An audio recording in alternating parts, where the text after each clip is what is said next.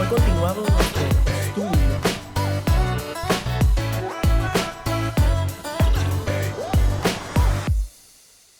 Estamos continuando en esta mañana con nuestro estudio de los últimos días.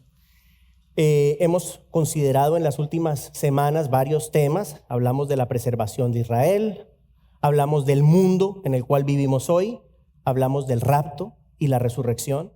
Y la semana anterior hablamos del anticristo, ¿se acuerda?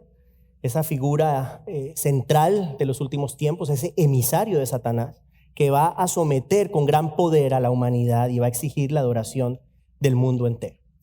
Si seguimos la cronología bíblica, para los que seguimos literalmente las escrituras, bueno, lo que sigue en la enseñanza es la tribulación. La tribulación, ¿qué es la tribulación? Brevemente, ya lo habíamos dicho, es un periodo de 7 años. 7 años.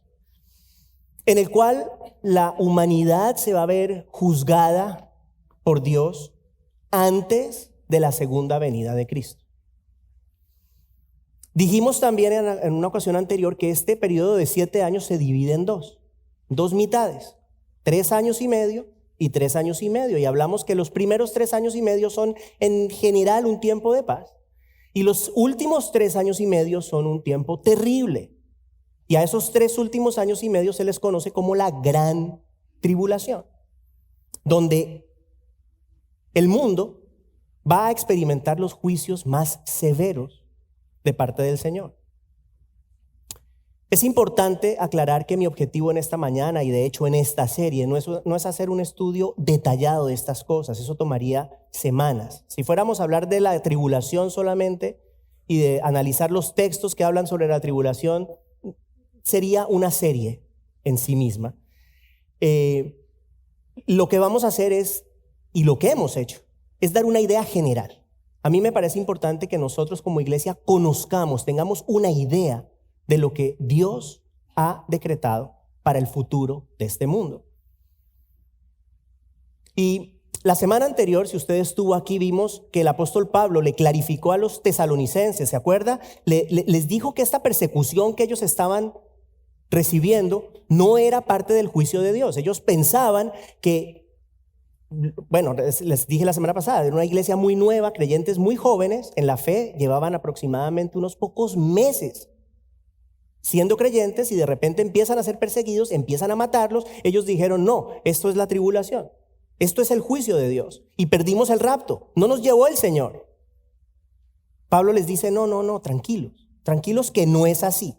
No es así. Lo que a ustedes les está pasando no es el juicio de Dios, no es la tribulación. ¿Por qué? Bueno, porque, si usted se acuerda, Pablo les dice y les clarifica, tiene primero que aparecer ese hombre de pecado, que llamamos el anticristo, antes de que sucedan estas cosas.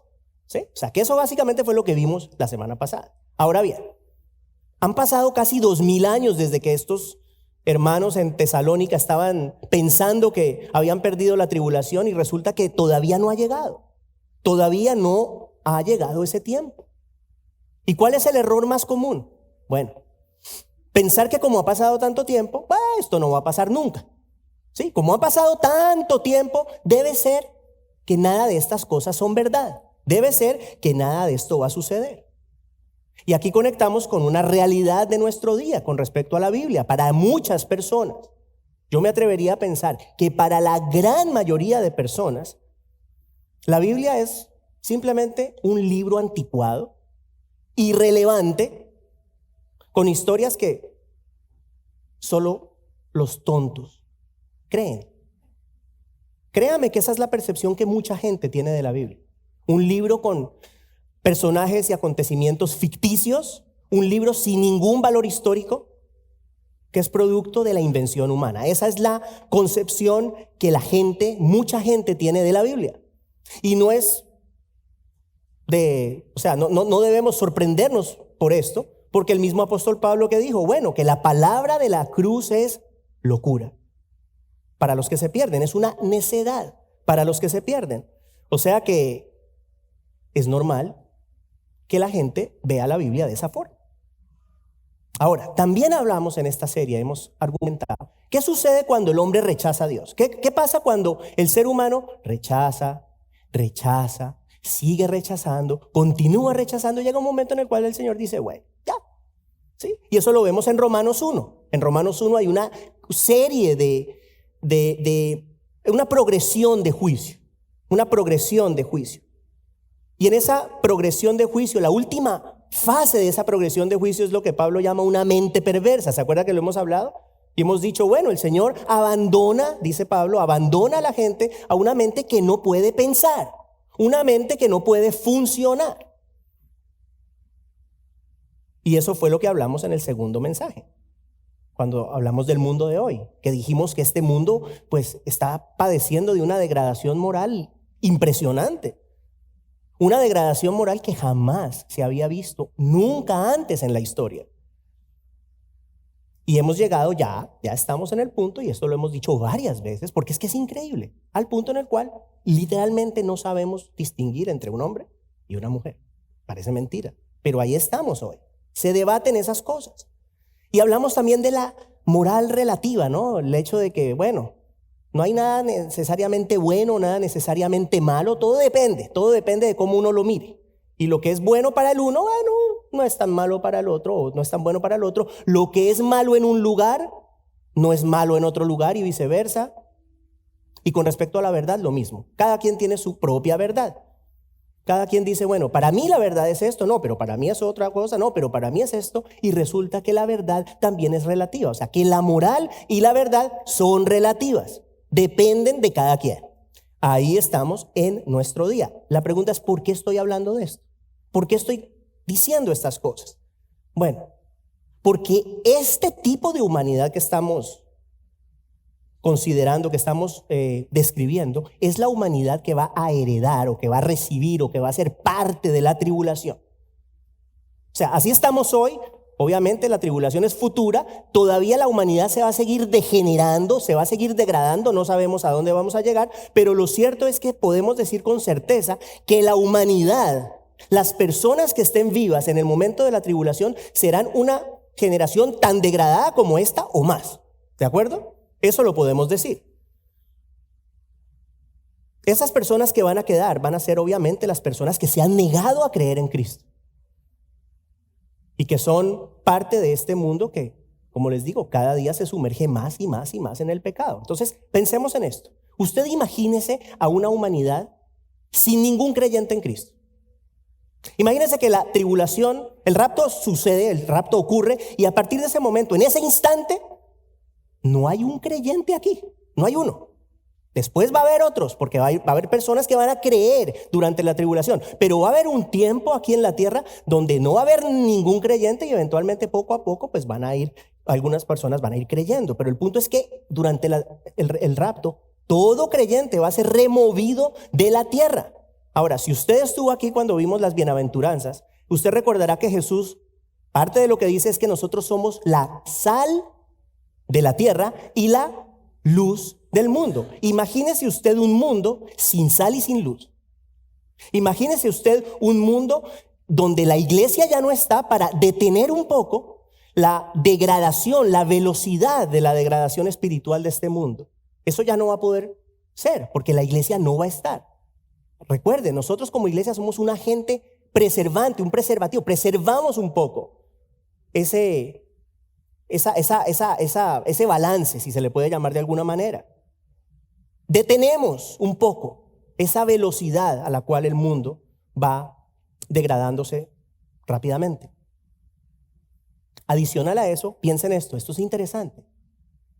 El Espíritu Santo, la semana pasada vimos que ¿cuándo aparecerá el anticristo? Dice Pablo, bueno, cuando el que lo restringe, que creemos es el Espíritu Santo, dice se ha quitado de en medio. Y dijimos, bueno, no puede significar que el Espíritu Santo se va de aquí, porque resulta que el Espíritu Santo es Dios y Dios es omnipresente, está en todo lado. Ahora sí, lo que dijimos es, bueno, va a dejar de restringir.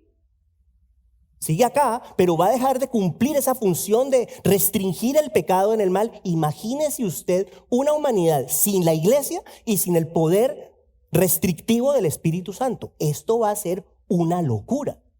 Este mundo va a ser una locura. Ya lo es, pero va a ser peor. Hablando de la tribulación. Entonces, son diversos pasajes bíblicos los que aluden a la tribulación. Ahora, el mayor detalle lo encontramos en el libro de Apocalipsis. De Apocalipsis. Y allí en este libro vemos con claridad la magnitud de estas cosas, la magnitud del juicio que el mundo va a enfrentar en este tiempo. ¿Qué vamos a hacer en esta mañana? Bueno, vamos a leer el capítulo 6 completo. Y en este capítulo encontramos la primera de 3 series de juicios que el Señor va a desatar sobre la tierra. Importante anotar que estos juicios se hacen cada vez más intensos a medida que van pasando las series. O sea, la primera serie es intensa, pero es menos que la segunda, y la segunda es intensa, pero es menos que la tercera.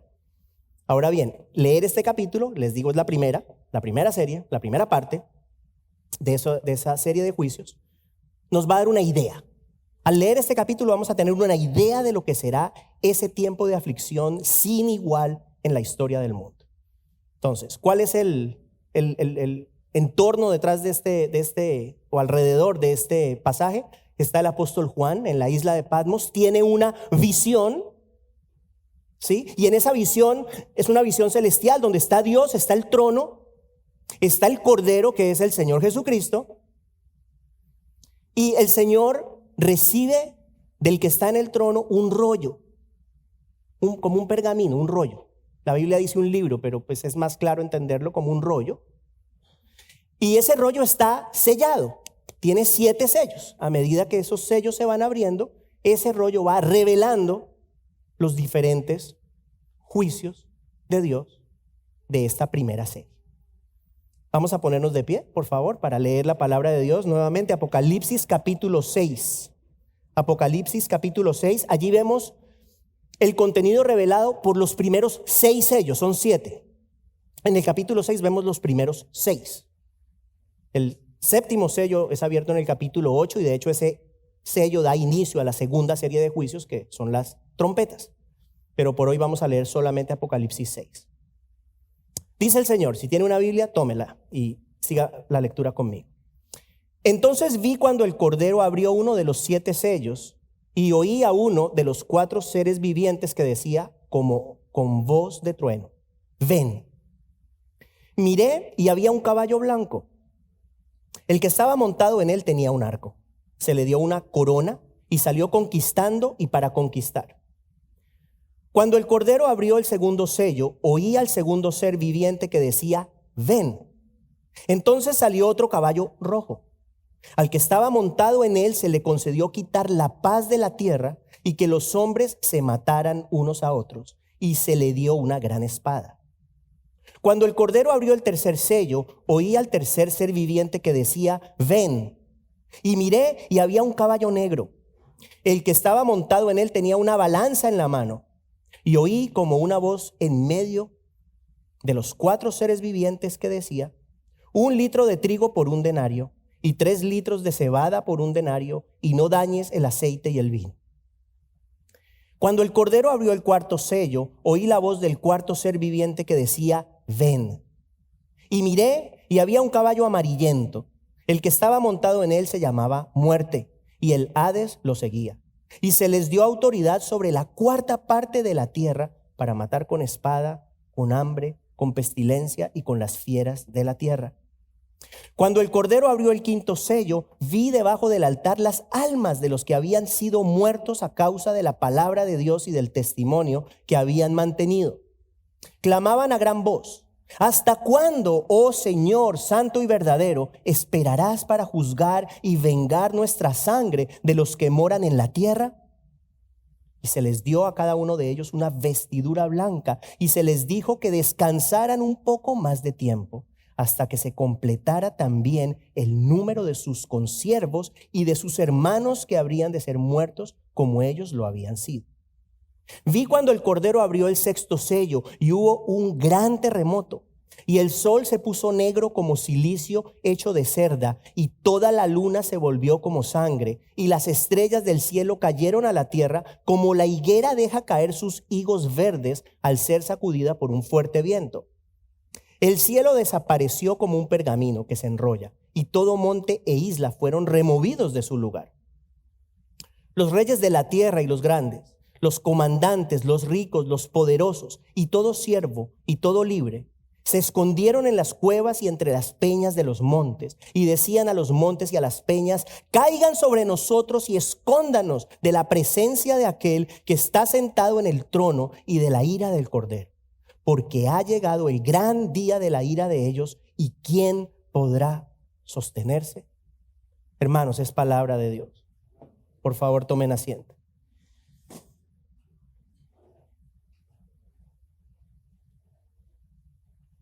Es una realidad que han existido periodos muy difíciles en la historia de la humanidad.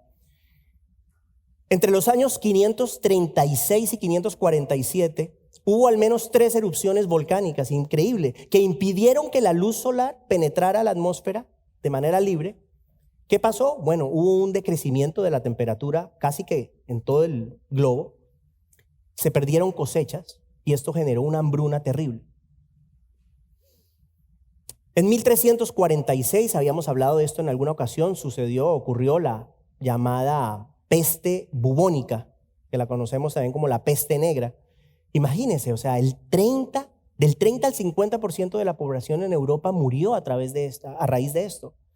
Se estima que fueron entre 75 y 200 millones de personas que murieron a raíz de esta plaga. En 1815 hubo otra erupción volcánica grande en Indonesia que causó hambrunas en diversas partes del mundo. En 1918 terminó la Primera Guerra Mundial y dejó aproximadamente 16 millones de muertos.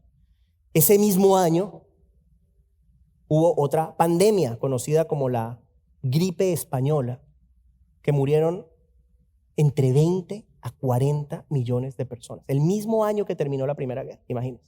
Y obviamente el año 45 marca el final de la Segunda Guerra Mundial, que se estima dejó entre 55 a 75 millones de muertos. Y todos estos son sucesos reales, son sucesos terribles, son aterradores, pero ninguno se compara con la tribulación, que es otro suceso real y otro suceso aterrador que está por venir.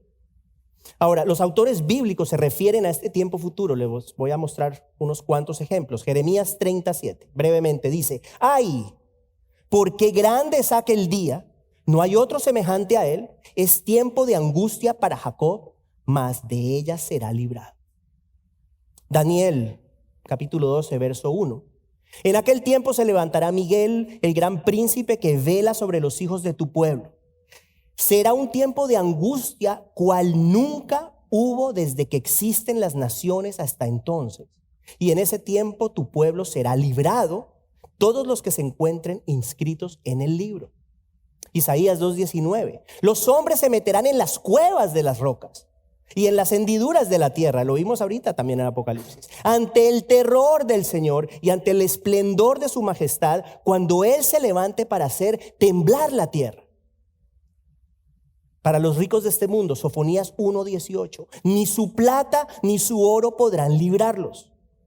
En el día de la ira del Señor, cuando por el fuego de su celo toda la tierra sea consumida, porque Él hará una destrucción total y terrible de todos los habitantes de la tierra. Y el propio Señor Jesucristo habló con respecto a este tiempo en Mateo 24. Mire lo que dice el Señor en los versos 21 y 22. Porque habrá entonces una gran tribulación, tal como no ha acontecido desde el principio del mundo hasta ahora, ni acontecerá jamás. Y si aquellos días no fueran acortados, nadie se salvaría. Pero por causa de los escogidos, aquellos días serán acortados. Hermanos, yo sé que no nos gusta escuchar estas cosas, yo lo sé. Es necio pensar que el Señor afirme algo de una manera tan recurrente y pensar que no va a pasar nada. No. Así lo dijera una sola vez, sería suficiente, ¿de acuerdo? Una vez, pero no lo dice una vez. Lo dice a través de diferentes autores bíblicos. Lo dice en ambos testamentos.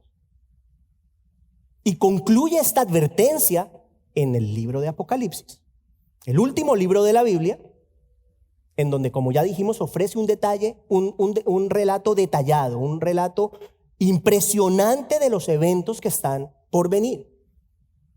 Ahora, el comienzo de este libro de Apocalipsis, allí hay un llamado muy importante. Es importante que lo tengamos presente. Aparece en el primer capítulo, en el tercer verso. O sea, después del inicio, tercer verso, mire lo que dice el Señor.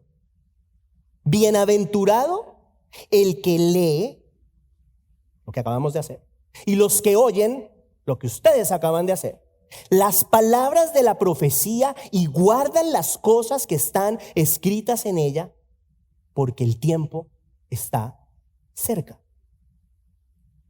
En otras palabras, bendecido aquel, bienaventurado el que tiene en cuenta las palabras de Dios, el que tiene en cuenta lo que Dios dice en estas profecías. Bienaventurado el que las lee, el que las escucha, el que las atesora en su corazón. El necio es el que hace justamente lo contrario. ¿Sí? ¿Qué dice el necio? No hay Dios. No hay Dios. Esa es la palabra del necio. Es la actitud opuesta. Dice el necio, o lo que hace la persona que no cree. ¿Cuál es la actitud que adopta hacia el libro de Apocalipsis y hacia la palabra de Dios? Bueno, que esto es un cuento, es una historia. Yo digo, no, no es un cuento, no es una historia, no es una alegoría, no es una fábula. De hecho, Apocalipsis, el mismo libro de Apocalipsis dice lo que es. Escuche, en el primer verso, ¿cómo se presenta? ¿Cómo se presenta el libro? ¿Cómo el Señor presenta este libro? Escuche, la revelación de Jesucristo que Dios le dio para mostrar a sus siervos las cosas que deben suceder pronto. Así se presenta el libro. El libro no dice la fábula de Jesucristo o la alegoría de Dios, no. El libro dice la revelación que Dios le dio a Jesucristo para que ustedes y yo conozcamos las cosas que deben suceder pronto. Hemos dicho otras veces, no necesitamos tener una bola de cristal para saber lo que va a pasar en el futuro. Ya lo sabemos. Ya lo sabemos a través de la palabra de Dios. Si el Señor llama bienaventurado al que lee esta profecía, al que escucha esta profecía, mal haríamos en no predicarla. Mal haríamos en no tenerla en cuenta. Y quiero decirle que no es común en nuestro día predicar estas cosas. Y yo entiendo, hermanos, o sea, yo entiendo que a nosotros no nos gusta escuchar sobre juicio, no nos gusta escuchar sobre calamidad, no nos gusta escuchar sobre muerte. Escuche lo que le voy a decir.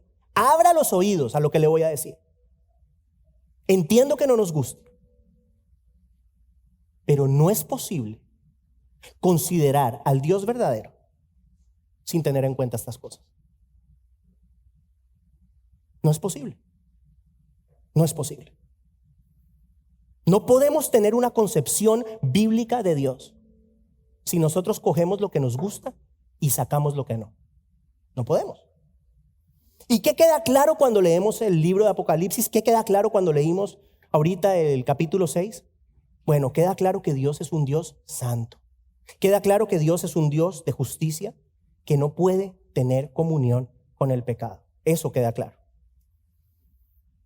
Y obtenemos al leer estas palabras una perspectiva más clara de la gravedad del pecado. Eso es importante. Es importante que entendamos lo grave que es el pecado y cómo el Señor detesta el pecado, para que entonces nosotros podamos llegar también a odiar el pecado, a detestar el pecado.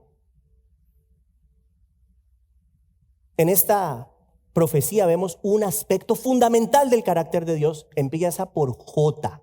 ¿Quién me lo dice? Su justicia. Su justicia. En esta profecía vemos la justicia de Dios y es un aspecto fundamental porque es parte de su esencia. Usted no puede arrancarle la justicia a Dios para que sea un Dios a nuestra imagen y semejanza o a nuestra conveniencia. ¿De acuerdo? Ahora, ¿Es Dios un Dios de amor? Pues claro que es un Dios de amor. Es un Dios de amor. Por amor, ¿qué hizo? Bueno, dio a su único hijo, el verso más famoso de la Biblia, ¿cierto? ¿Para qué? Para que todo aquel que en él crea no se pierda, mas tenga vida eterna. ¿Sí?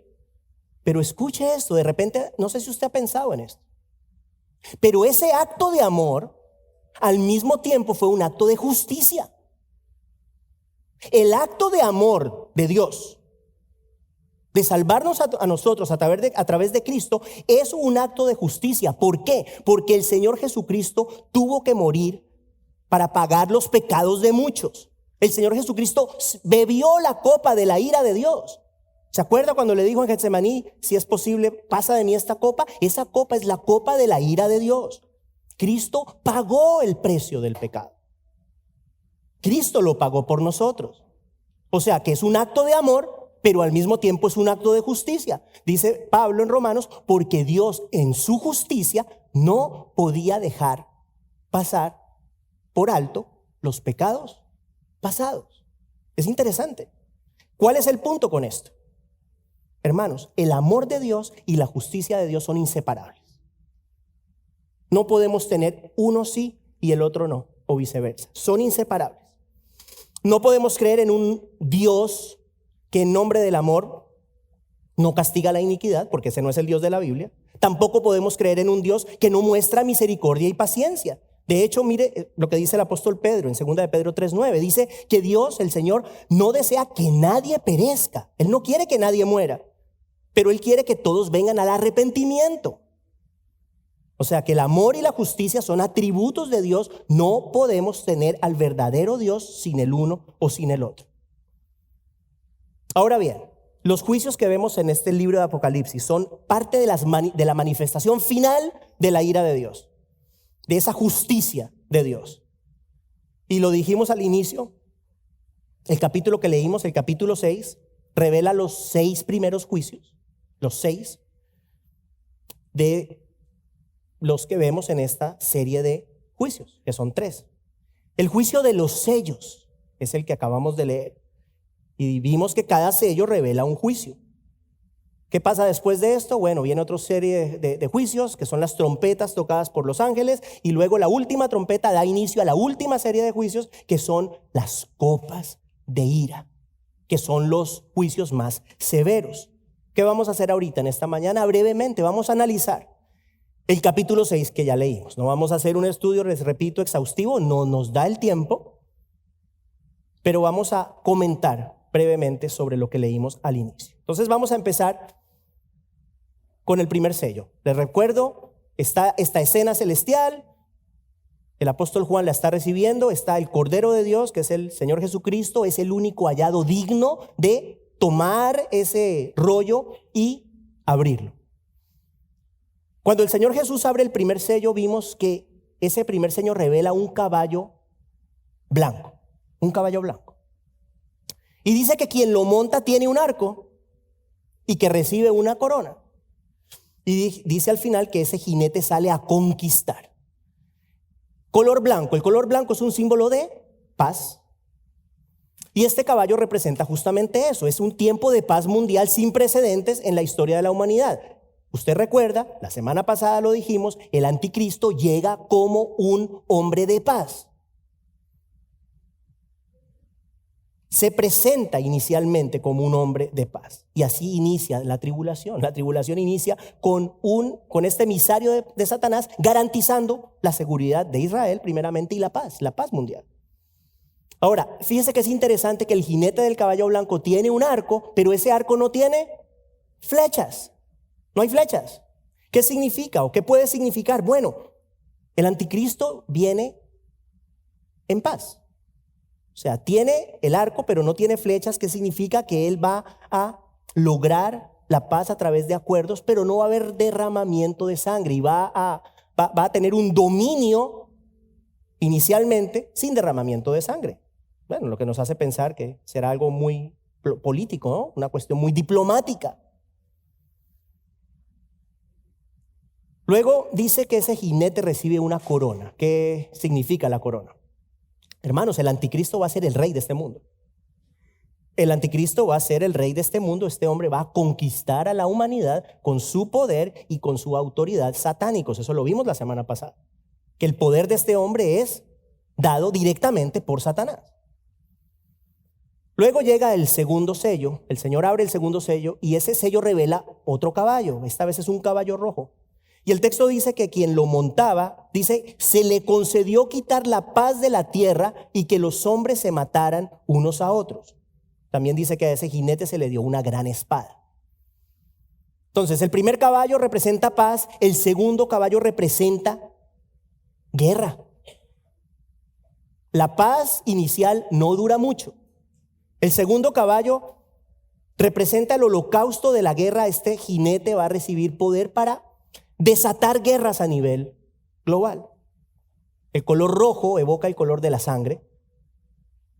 Sangre que va probablemente o muy seguramente a ser derramada de manera desproporcionada. ¿Por qué? Porque los hombres van a ser consumidos por la violencia.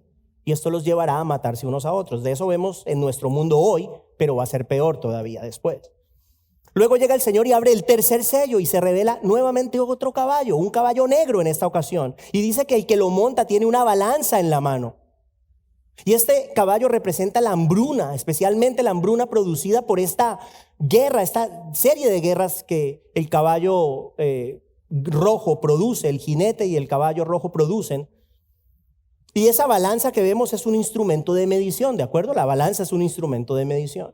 ¿Qué indica? Indica la escasez. La escasez que eventualmente va a haber en el mundo de alimentos. No va a haber comida. Las raciones serán restringidas.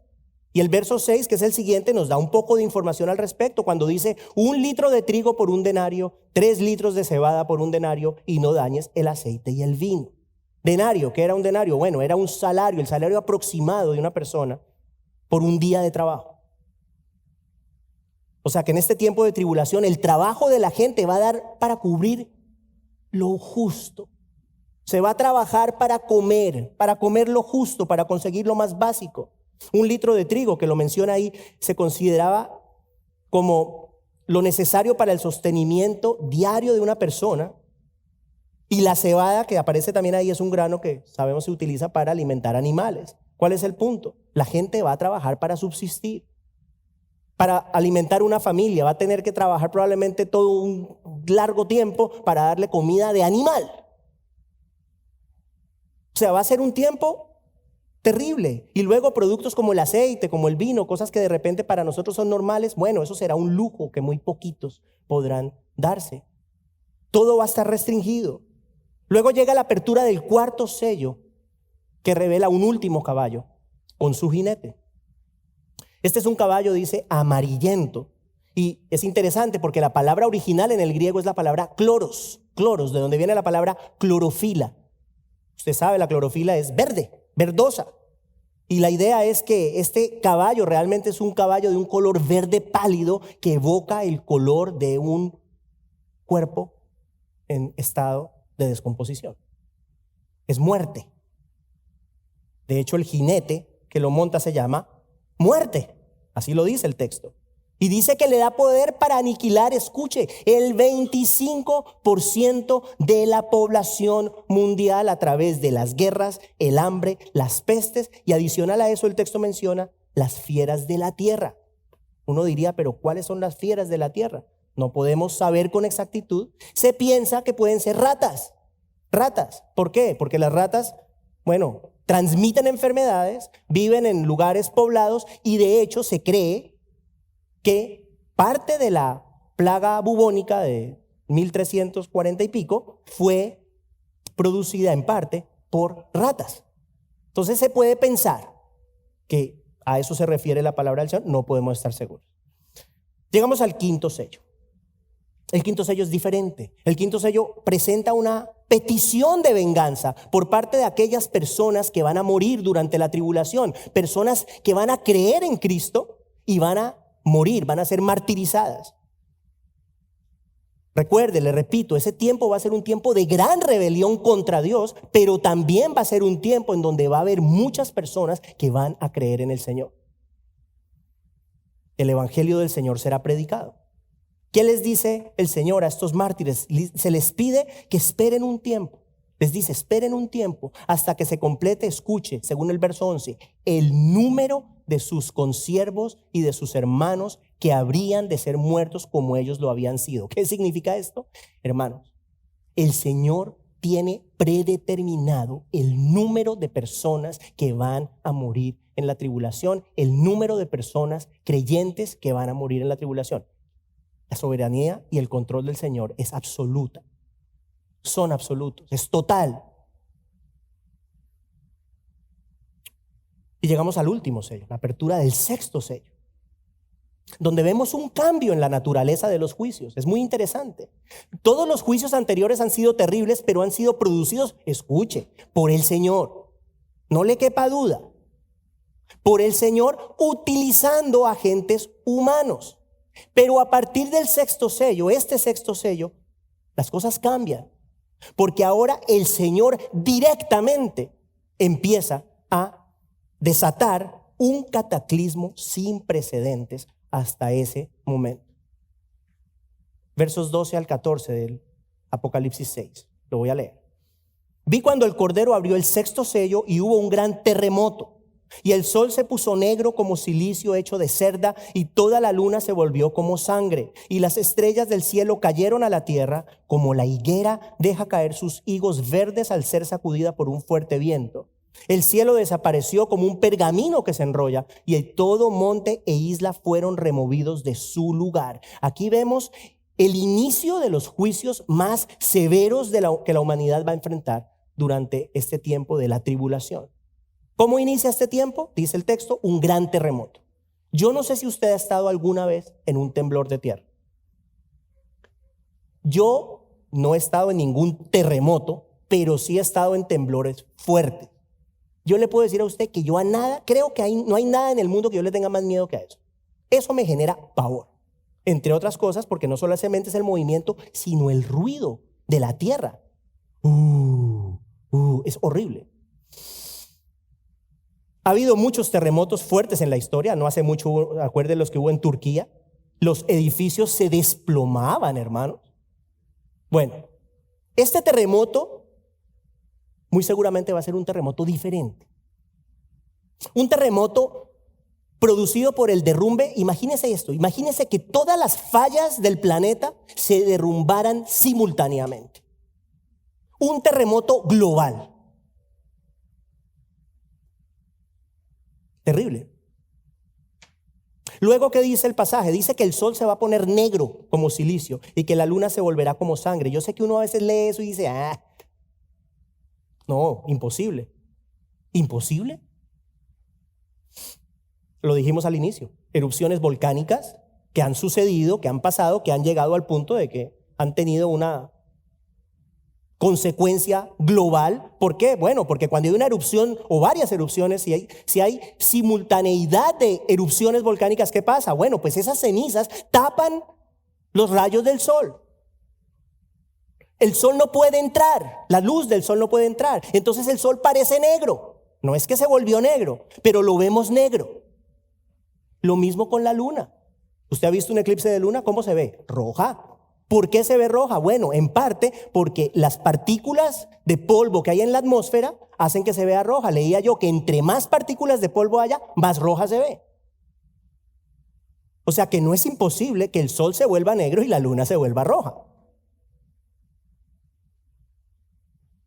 Luego dice que las estrellas caerán a tierra. Entonces, claro, cuando alguien le dice, esto es un cuento, es imposible que las estrellas caigan a la tierra. Obviamente, entonces la gente dice, no, pero es que una estrella, las estrellas son más grandes que la tierra. ¿Cómo van a caer a la tierra? Bueno, resulta que estrella, usted puede hablar de estrella, pero puede hablar de cuerpo celeste. Y los meteoritos son cuerpos celestes, los asteroides son cuerpos celestes. Y yo pienso que lo que el apóstol Juan está viendo es una lluvia de meteoros que caen a la tierra. Eso es perfectamente posible. Y luego dice que el cielo desaparecerá como un pergamino que se enrolla. ¿Cómo podríamos entender eso? Le repito, yo no le estoy diciendo aquí que yo me las sé todas y que sé exactamente cómo van a hacer estas cosas. Estoy tratando de darle una interpretación que por lo menos pueda tener algún sentido. Porque al final del día el Señor va a hacer lo que va a hacer de una manera sobrenatural, como solamente Él lo puede hacer.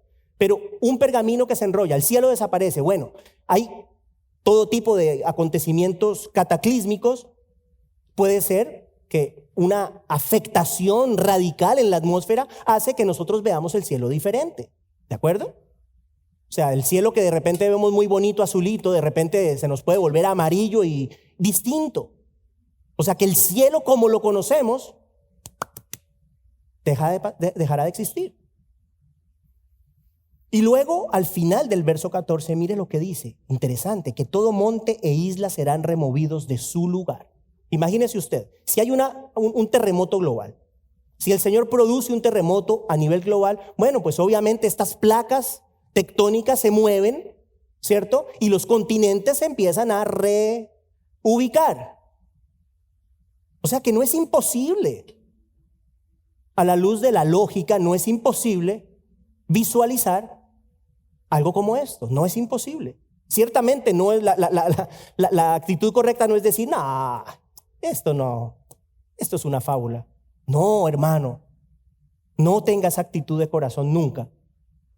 Luego los versos 15 al 17, y estamos ya terminando, muestran el terror que estos juicios van a traer a la gente. Y estos juicios no van a hacer distinción de personas. No va a haber distinción de personas. Versos 15 al 17 dice, los reyes de la tierra y los grandes, los comandantes, los ricos, los poderosos, y todo siervo y todo libre, se escondieron en las cuevas y entre las peñas de los montes y decían a los montes y a las peñas, caigan sobre nosotros y escóndanos de la presencia de aquel que está sentado en el trono y de la ira del Cordero. Porque ha llegado el gran día de la ira de ellos, ¿y quién podrá sostenerse? La respuesta es nadie. ¿Quién podrá sostenerse? Nadie. En una de los juicios siguientes en Apocalipsis dice que los hombres desearán morir, anhelarán morir, pero no podrán. O sea, el terror será tan grande que las personas se esconderán y preferirán que se les caiga el mundo encima a tener que enfrentar la ira del Señor. Y como les digo, hermanos, leímos la parte más suave, light. Luego vienen las trompetas y las copas que son peores. Pero ¿sabe qué es lo interesante? Algo que es impresionante. Ojalá usted lea la profecía. Lo invito a que la lea. Pero lo impresionante es que después de todas estas cosas y cuando la gente está en la peor parte, que son las copas, ¿sabe qué va a pasar? Que mucha gente va a hacer así al Señor. Van a blasfemar contra el Señor. No se van a arrepentir a pesar de todo. No va a ser suficiente. Las personas no van a entrar en razón.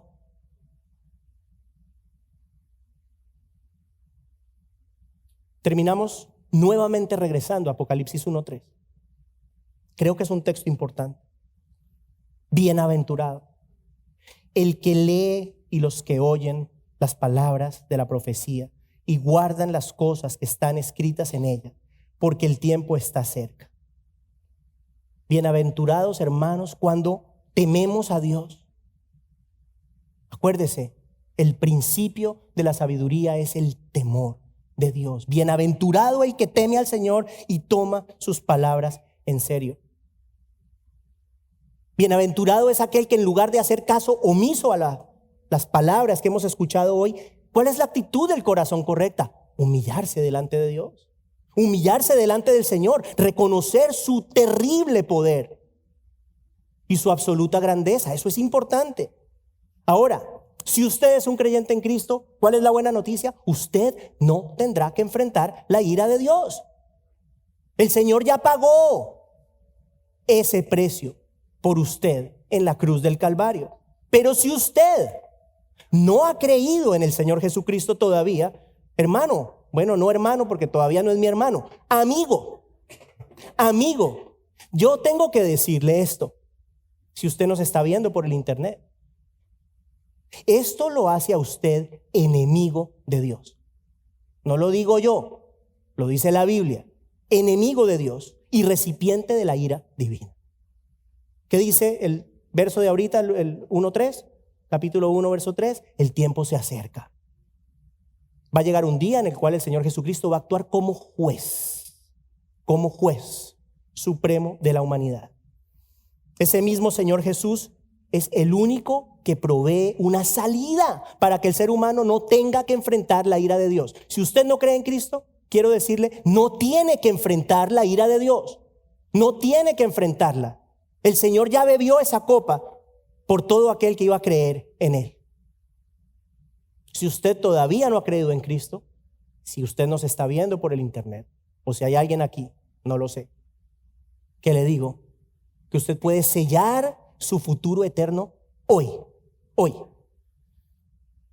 Al hacer lo que pasa, usted se convierte en un hijo de Dios. Hijo de Dios a través de la fe en Cristo. Y recibe la vida eterna. Y con esto ya termino, siempre lo decimos. ¿Cuándo es el día de la salvación? ¿Mañana? ¿Pasado mañana? No, hoy. Hoy es el día de la salvación. No desprecie el llamado del Señor. De repente hay alguien aquí o alguien que nos esté viendo o que nos vaya a ver y quedó un poco aburrido con el mensaje. Bueno, yo le digo, este mensaje es lo que Dios dice. Es su palabra. Y mi deseo es que si usted todavía no ha creído en Él, humille su corazón, le entregue su vida y yo le aseguro que no se va a ver defraudado. Oremos. Padre, qué fuerte puede llegar a ser el poder de tu palabra que nos confronta grandemente, mostrándonos ese carácter santo tuyo, ese carácter perfecto, en el cual hay una mezcla perfecta de amor y justicia. Un Dios que nos amó lo suficiente para entregar a su único Hijo, para que viniera a este mundo a morir por nosotros. Pero al mismo tiempo, un Dios lo suficientemente justo como para que no pueda pasar el pecado por alto. Y esto que hemos leído hoy, Señor, es tu revelación, no es mi revelación. Es lo que tú le has mostrado a la humanidad a través del apóstol Juan. Y estas cosas que hemos leído son cosas que todavía no han sucedido. Son cosas que van a pasar. No sabemos cuándo, pero van a suceder. Y mi deseo es que tú utilices estas verdades para traer convicción de pecado a los corazones que aún no te conocen, convicción de su necesidad de ti, que las personas reconozcan, Señor, que necesitan al Salvador, porque tú eres el único camino al Padre, no hay otro. Yo te ruego, Señor, que a través de esta serie de mensajes, más que una serie de datos en las mentes nuestras, lo que quede sea un sentimiento, un sentir de temor, de respeto, de agradecimiento para los que somos salvos, Señor, de lo que tú nos has librado, y que al mismo tiempo pongas en nuestros corazones el deseo por compartirle a otras personas estas verdades para que ellos no tengan que enfrentar tu ira, Señor. Eso es lo que pedimos para nosotros y para esta iglesia. Ayúdanos a ser eficientes a la hora de compartir la verdad salvadora de Cristo. Te pedimos estas cosas en el nombre de Jesús. Amén.